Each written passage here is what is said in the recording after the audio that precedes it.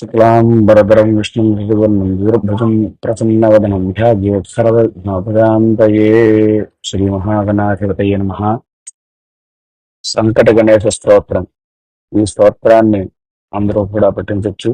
ఎవరైతే ఈ స్తోత్రాన్ని నిత్యము కూడా పఠిస్తారో వాళ్ళకి సంకటాలన్నీ కూడా తొలగిపోయి అతి త్వరలోనే మీరు తలపెట్టినటువంటి కార్యక్రమాలన్నీ కూడా దిగ్విజయంగా పూర్తవుతాయి. కావున నిత్యము కూడా ప్రతి ఒక్కరూ ఈ యొక్క సంకట గణేశ స్తోత్రాన్ని స్మరించచ్చు. ప్రణమ్య శిరసా దేవం గౌరీపుత్రం వినాయకం భక్తావాసం స్మరేన్ నిత్యం ఆయుష్కామార్థసిద్ధయే.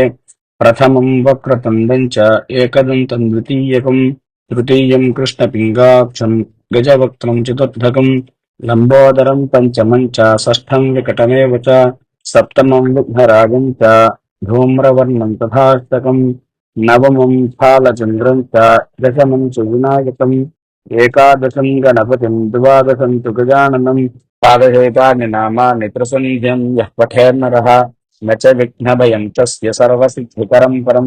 విద్యార్థే లభతే విద్యాం ధనార్థే లభతే ధనం పుత్రార్థే లభతే పుత్రాం మోక్షార్థే లభతే గతిం. జపేత్ గణపతి స్తోత్రం శక్తి స్మరైః ఫలం లభేత్. సంవత్సరేణ సిద్ధిం చ లభతే నాత్ర సంశయః.